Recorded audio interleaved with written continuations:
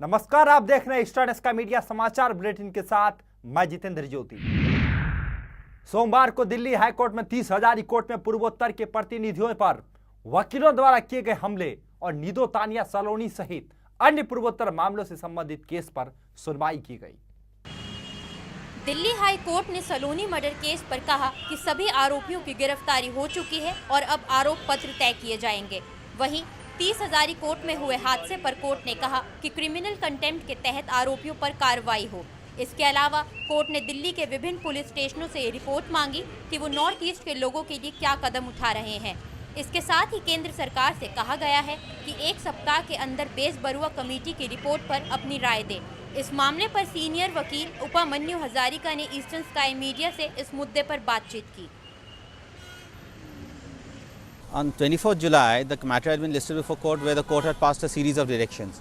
Apart from issuing contempt to the contemners, the lawyers who had assaulted our lawyers in court, the court had also passed directions to the central government to file the report of the Besh Barua committee, as well as status report of what the various police stations have done.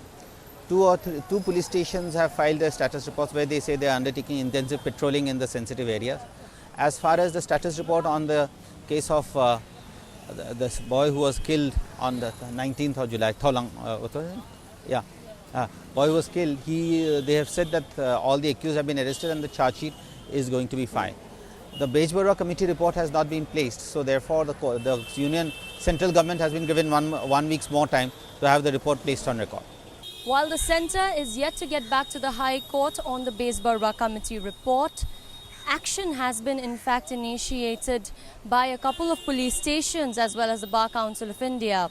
The police stations in sensitive areas which have been known for most cases of harassment against the Northeast community have assured that there will be greater vigilance.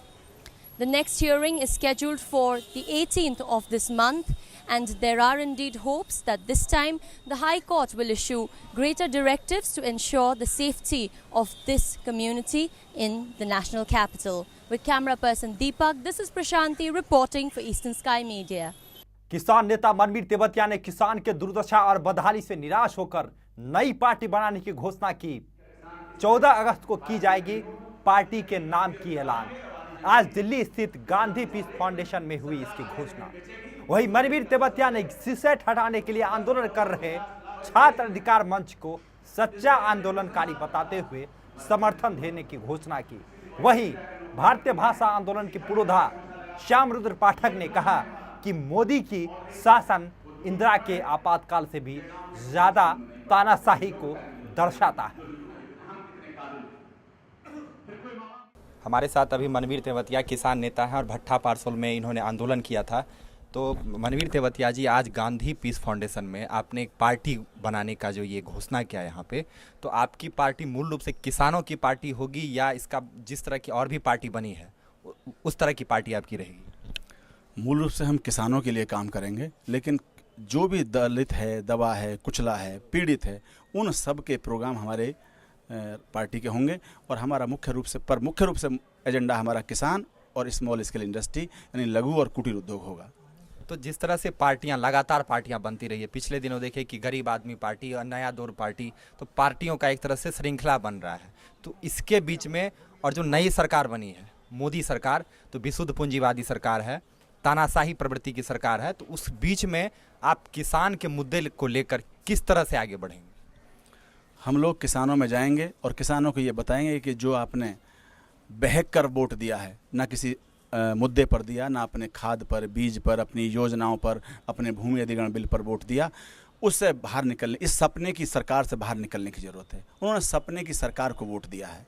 Modi ji ने सपने दिखाए कि अच्छे दिन आएंगे, और अच्छे दिन ये आएंगे कि किसानों के ज़मीन पर 100 नए स्मार्ट सिटी बसाए जाएंगे। अच्छे दिन किसके आएंगे ये तो अब हम सब जान गए हैं। मोदी जी को हमने 21/7 को एक पत्र दिया जिसमें भूमि अधिग्रहण के बारे में हम उनसे डिस्कस करना चाहते थे। आज तक मोदी जी ने उस पर कोई संज्ञान नहीं लिया है।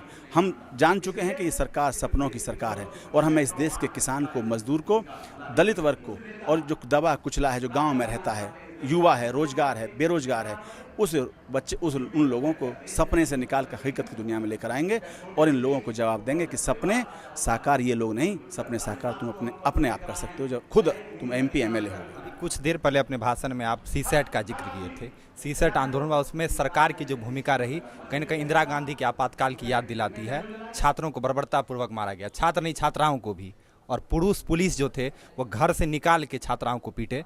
और उसमें भी आज तक इससे पहले हुआ कि आंदोलन को खरीदने की कोशिश होती थी, आंदोलन को समाप्त करने की, लेकिन आंदोलन को खरीदा गया।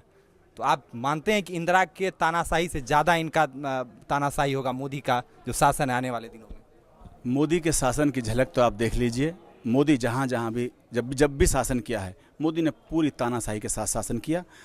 गुजरात में उन्होंने कोई विरोधी नहीं छोड़ा।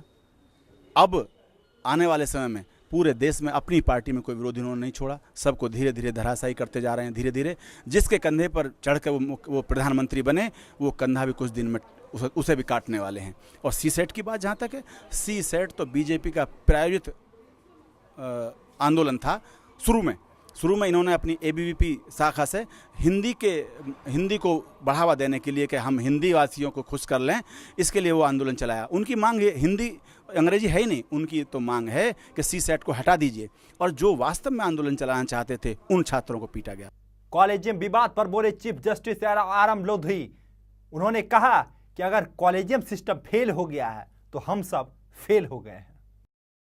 चीफ जस्टिस RM लोढ़ा की अध्यक्षता वाली पीठ ने कहा है कि न्यायपालिका को बदनाम करने के लिए भ्रामक अभियान चल रहा है और बार बार गलत सूचना फैलाने के प्रयास किए गए हैं। वहीं सरकार का मानना है कि मौजूदा कॉलेजियम सिस्टम की जगह जुडिशियल अपॉइंटमेंट कमीशन बनाया जाना चाहिए। गौरतलब है कि सुप्रीम कोर्ट के रिटायर्ड जज जस्टिस मार्कंडेय काटजू ने न्यायपालिका में भ्रष्टाचार का आरोप लगाया है। उन्होंने कहा है कि पूर्व चीफ जस्टिस SH कपाड़िया ने एक भ्रष्ट जज के खिलाफ कार्रवाई नहीं की थी। सुप्रीम कोर्ट के सीनियर वकील HS फोल्का ने इस पर अपनी राय दी है। If Justice Kapadia, the then Chief Justice, has found out that there are on those three numbers, there are agents who are bargaining for the judge, then it's a very, very serious matter, and Justice Kapadia should have taken action rather than just closing the matter there. Now, the comment which the Chief Justice of India has given today, that there is an effort to malign the collegium system. No doubt the collegium system is much better than the earlier system. But even there are flaws in this collegium system also. No one can say the system is perfect. But the efforts are being made to improve the system. And what Kaarju is coming out and saying is to improve the system. There has to be a transparency. If the action is not taken, the Chief Justice of India has to explain it, why action was not taken, and to say it, to that action is not taken because it will defame the judiciary, that is no argument. No corrupt judge should remain in the judiciary. Now that is, even a single judge remaining on the judiciary, that is corrupting, defaming the system much more than taking action against the corrupt judge. The judiciary is the binding pillar of any democracy. But if the allegations levelled by former SC Judge Markandey Kaarju indeed prove to be true regarding corruption in the judiciary, then it is indeed a sad day for India, where the crudeness of this high-level corruption by SC judges were apparently ignored by the CGI. With camera person Deepak, this is Prashanti reporting for Eastern Sky Media. अब खबर लेते हैं अरुणाचल प्रदेश से। अरुणाचल प्रदेश के पापुम पारे जिले के जवाहरलाल नेहरू राष्ट्रीय शहरी नवीकरण मिशन हाउसेस में बिना किसी अनुमति के रह रहे BPL परिवारों पर अतिरिक्त जिला मजिस्ट्रेट की अदालत में हुई सुनवाई। पापुम पारे जिले के जुलांग गांव में सफाई कर्मचारियों के लिए जवाहरलाल नेहरू राष्ट्रीय शहरी नवीकरण मिशन हाउसेस बनाए गए थे, जिनमें फिलहाल 53 BPL परिवार बिना किसी अनुमति के रह रहे हैं। शहरी विकास विभाग की शिकायत के बाद अतिरिक्त जिला मजिस्ट्रेट की अदालत में सुनवाई हुई, जिसमें ADM तालो पोटोम ने शहरी विकास विभाग और सभी परिवारों को 1 हफ्ते का टाइम दिया है, जिसमें उन्हें कागजी प्रक्रिया पूरी करनी है और उसके बाद ही ये फैसला किया जाएगा कि किन परिवारों को रहने की अनुमति दी जाएगी। इस केस की अगली सुनवाई 18 अगस्त को होगी। जो कोर्ट ADM डायरेक्शन दे वो सही करेंगे। तो अगर उन लोगों की तरफ से एप्लीकेशन सबमिट होता है तो you will accept the application? ना, वो बोर्ड डिसाइड करेंगे। I won't say anything. हम बोर्ड को फ्लैश कर देंगे, उनका जो भी एप्लीकेंट है हम रिसीव करेंगे और एज पर डिपार्टमेंट में जो क्वालिफाइड है उसको बोर्ड को प्लेस कर देगा। Sir, here is a major group from your side. It is in the board की 2009 में स्टार्ट हो गया, 2010 में ये कंप्लीट हुआ. It is in the board there. वो जो हाउसिंग एरिया है ना उसका बाहर में. But you said कि 2007 में स्टार्ट हो गया, 2013 में है. तो how come the information is different? वो जो बोर्ड में लोगों में है वही सही होगा, क्योंकि मैं बीच में ट्रांसफ़र आया हूँ तो इसलिए मुझे इनिशियली स्टेज मालूम नहीं था. I was on the half way, तो हाफ वे से मुझे पता चला कि प्रोजेक्ट जो 5 इयर्स डिले हो गया होगा. एप्लीकेशन आप लोग को दिया हुआ है एडीएम का तरफ से, आप इससे सेटिस्फाइड है? नहीं, इससे हम बिल्कुल सेटिस्फाइड नहीं, क्योंकि हम लोग और थोड़ा समय देने से ठीक है. और डिपार्टमेंट अभी जितना भी वो लोग अपना तरफ से जो बयान किया है वो बिल्कुल सरासर गलत है. और हम लोग खुद जो है एक हम लोग का बेहता हुआ हम लोग 1 साल से ज़्यादा बेहतर है. तो बीच में ये एग्जैक्टली ये घर जो है 2000 वो लोग कब से शुरू किया उसको तो मालूम नहीं है. 2010 को वो लोग कंप्लीट किया, तो 11 से आदमी रहना शुरू हो गया. जब 4-5 आदमी रहना शुरू हो गया, वो खुद बताता है कि आज वो डिप्टी डायरेक्टर ने उनका अपना आदमी को रहने के लिए बोला है. तभी जाके उनको देख के हम लोग भी बोला है, हम लोग भी जो बीपीएल कार्ड होल्डर हैं तो हम लोग ने भी अपना एक तो, और घर तो ऐसे था, हम लोग भी वहाँ बैठा है तो घर तो ऐसे था बिल्कुल मतलब उसका गिरने का लायक था. तो उनको हम लोग ने रिनोवेट करके ज़बरदस्त करके अभी हम लोग बैठा है. उस बीच में कभी भी डिपार्टमेंट ने आने के लिए कोशिश नहीं किया, ना तो वेरीफाई करने के लिए कोशिश किया. तो हम लोग उल्टा डिप्टी डायरेक्टर का वहाँ जाके एप्लीकेशन सबमिशन किया. फिर भी अभी बीच वो डिप्टी डायरेक्टर ने सीधा बोला बातें नहीं करता है, तुम लोग वहाँ से निकलना, इतना सिर्फ बोला है. तो अचानक से जब एविक्शन का जब बात आता है तो हम लोग कहाँ जाएगा. एक्चुअली ये सब गलती यूडी डिपार्टमेंट का ही था. जब अगर नोटिफिकेशन दिया ऑफिशियल गेजेट में, आप एक बनाता है ड्वेलिंग हाउस पुअर के लिए होगा, अर्बन पुअर बोलता है, बट मोस्टली ये ना कॉन्ट्रडिक्शन हो जाता है हमेशा. अर्बन जो पुअर कैसे होगा ना, फिर यहाँ पे आधा जो होता है रूरल होता है, आधा अर्बन एरिया होता है, कन्फ्यूजन है. तो इन्होंने जैसे बोला यहाँ सब बीपीएल है, आप कार्ड देख सकते हैं ना, सब बीपीएल है. हम सब कलेक्ट करके इसे सर को दिखाया था. और यूडी अगर नोटिफाई करता है ऑफिशियल गेजेट में या कम से कम वो ड्वेलिंग एरिया में, और ये लोग बोलता है कि जाके हम बता दिया, 1-2 आदमी को बताने से नहीं होगा. एक अवेयरनेस प्रोग्राम कम से कम आप बताओ ना. और जो लिटरली नहीं समझता है, जो पढ़ा लिखा नहीं, उसको कम से कम विजुअली दिखाओ ऐसा अप्लाई करना है. एप्लीकेशन फॉर्मेट तक नहीं है उन लोग के पास. कंक्लूजन तो ऐसे कोई भी कोर्ट में आपको इस प्रकार से हम नहीं बता सकता है, लेकिन अभी का जो आज का डेट का कंक्लूजन बता सकता है. लेकिन आगे जो है ये हियरिंग तो एडजॉर्न किया गया है, नेक्स्ट डेट फिक्स किया गया है, 1 सप्ताह का मोहलत दिया गया, क्योंकि हम सीपीसी को फॉलो करते हैं एज ए पब्लिक प्रोमाइसेस एक्ट में एक क्वासी जुडिशियल ऑफिसर हिसाब से. तो उस हिसाब से हम एविडेंस लेना पड़ता है, समन करना पड़ता है. तो आज दोनों पार्टी को समन किया. तो यूडी का जो बिल्डिंग है जो अर्बन पुअर के लिए बनाया गया बोल के बोला है, तो उनका जो ऑफिसर रिप्रेजेंटेटिव का कहना है कि हाँ उन लोगों को एप्लीकेशन देने को कहा था जो बीपीएल लोग हैं. तो हमारा ईटानगर में जो बीपीएल के हैं, आप मालूम होगा कि ये जेएनयूआरएम का जो पॉलिसी स्कीम का मुताबिक से ईटानगर में कुछ स्लम एरिया नोटिफाइड किया गया है, जैसे कि बोरपानी में है, जिंगंग कॉलोनी है और पाचिंग है. और इस प्रकार से बहुत कुछ जो डिक्लेयर किया उसमें बीपीएल कार्ड दिया गया है. तो अभी जो डिपार्टमेंट कंसर्न है वो एप्लीकेशन देने को कहा गया जो बीपीएल है, उसके लिए उन लोग कुछ बोर्ड कॉन्स्टिट्यूट करेंगे और करके उसको एप्लीकेशन को उन लोग वेरीफाइड करके जिसको देना देगा तो वही लोग ही वहाँ पे रहना चाहिए. लेकिन ये लोग हमारा सुनने को ऐसे मालूम हो गया कि चौकीदार का वजह से सब लोग मर्जी से घुस गया है. और तभी डिपार्टमेंट जो है एफआईआर लॉन्च करना चाहिए था और हमें भी सूचित करने से भी हम भी एक्शन में आ जाना चाहिए था. लेकिन उन्होंने इतना दिन बताया नहीं और इन लोगों को बैठने दिया. तो अभी लंगड़ा लूरा सभी लोग आया है, आज देखा है. तो नेचुरल जस्टिस में आज हम 7 दिन का मोहलत दिया है कि वो जो एप्लीकेशन दे चुका है वो डिस्पोज नहीं हुआ है, और जो एप्लीकेशन देने के लिए है वो एप्लीकेशन दे 7 दिन के अंदर में. देने का बाद हमारा जो अर्बन डेवलपमेंट डिपार्टमेंट जो है नोडल डिपार्टमेंट कंसीडर करना नहीं करना वो लोग देख के, जिसको कंसीडर करना है वो लोग रह जाएंगे और जिसको कंसीडर नहीं किया है उनको इविक्शन किया जाएगा. अरुणाचल प्रदेश के ईटानगर के डॉन बॉस्को यूथ सेंटर में आयोजित की गई वुमेन नेटवर्क मीटिंग। बीना लक्ष्मी नेप्रम ने की बैठक की अध्यक्षता। ये बैठक अरुणाचल प्रदेश में महिलाओं के निर्णय लेने की भूमिका पर चर्चा के लिए आयोजित की गई थी। ये बैठक control arms foundation of India की general secretary cum founder Manipur women gun survivors network Bina Lakshmi Nepram की अध्यक्षता में हुई थी। अतिथि के रूप में आए अरुणाचल प्रदेश सरकार के पूर्व IAS अधिकारी तापे बागरा ने कहा कि अब समय क्षेत्रवाद को रोकने का है और एकजुट होकर काम करने का है। इस बैठक में आदि बाने केबांग वुमेन विंग की अध्यक्ष यालिम बुरांग और अरुणाचल प्रदेश महिला आयोग की पूर्व अध्यक्ष जारजुंग एते भी मौजूद थी।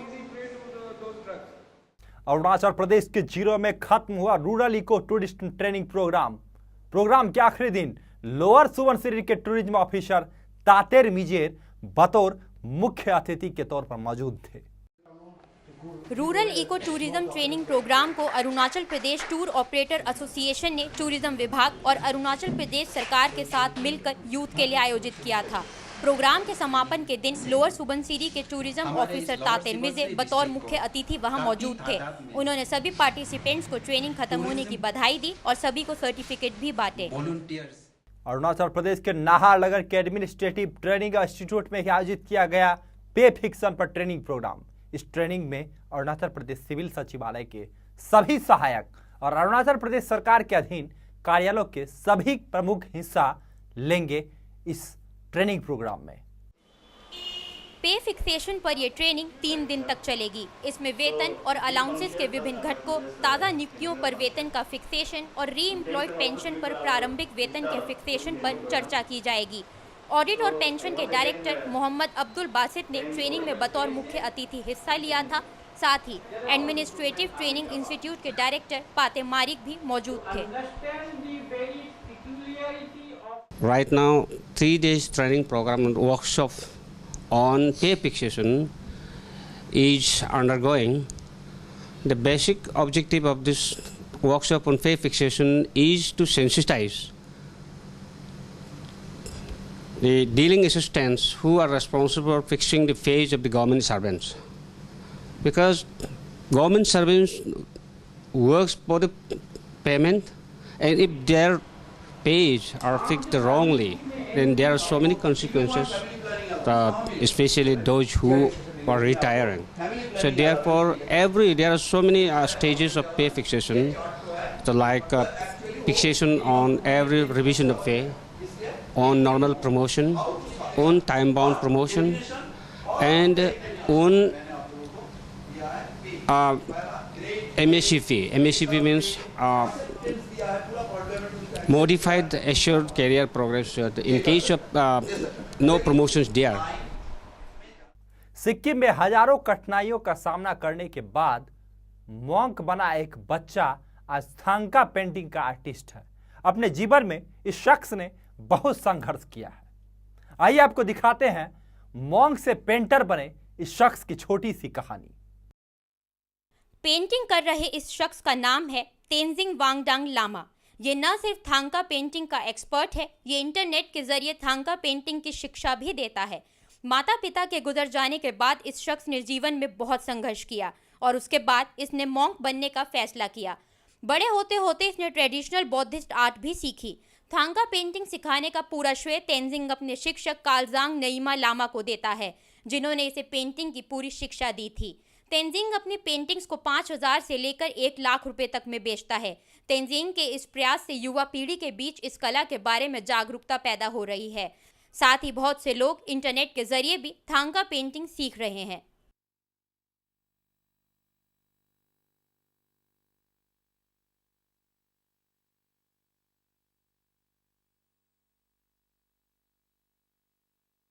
आज का में फिलहाल इतना ही। नमस्कार।